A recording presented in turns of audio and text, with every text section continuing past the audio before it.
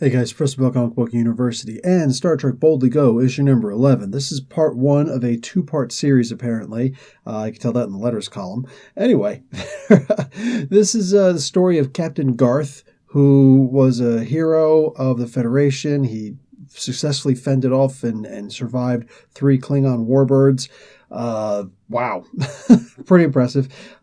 Put in an action that was actually a theory, and yeah, it became famous for that. Anyway, he wanted taking a transporter mission down to this one planet, and he got burned alive somehow, which begs the question, couldn't they just reform him? I mean, when you think about the way that the transporters work, couldn't they just say, oh, wow, that sucks, and they've got the code, obviously, so just reform him.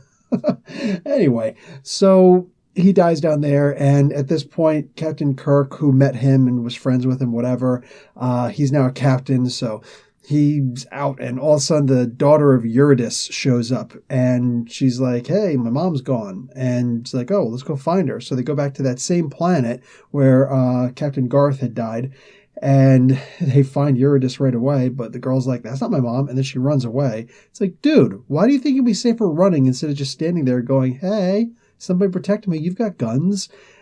Nope. So instead, you run after her. Eurydice shows up behind, and I knew she was lying. I knew she was lying from the things she said. And she's like, oh, your dad would have been so proud. He's like, what did you just say? And then he shoots her. She shoots him, and then she takes his body or his visage somehow, and then goes back up to the ship. Now, like, he's in charge of the ship, and yeah, this is kind of weird. All in all, it's hard to really remember a lot of these characters, a lot of these planets and things like that. I don't know how important it is to remember all these things, but I don't know. I guess it gives credence to the vast expanse of the universe, right? But still, maybe there's a little bit too much going on all over the place. Still, a whole new team doing this, and I'm pretty happy with the story I'm seeing so far. Lots of intrigue. This literally reminds me of the original series. There's just, it's less action, more intrigue. Anyway, guys, I'm going to give this a C+.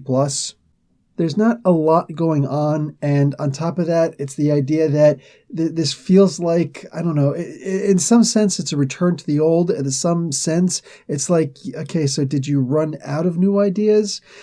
I don't know.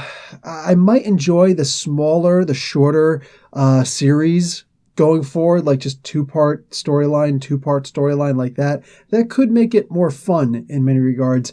I don't know that we actually need storylines in that regard. Why not just have a continuous story? I don't see the problem with that. But let's see what this brings us. All right, guys. Professor Bill, Comic Book University. Class dismissed.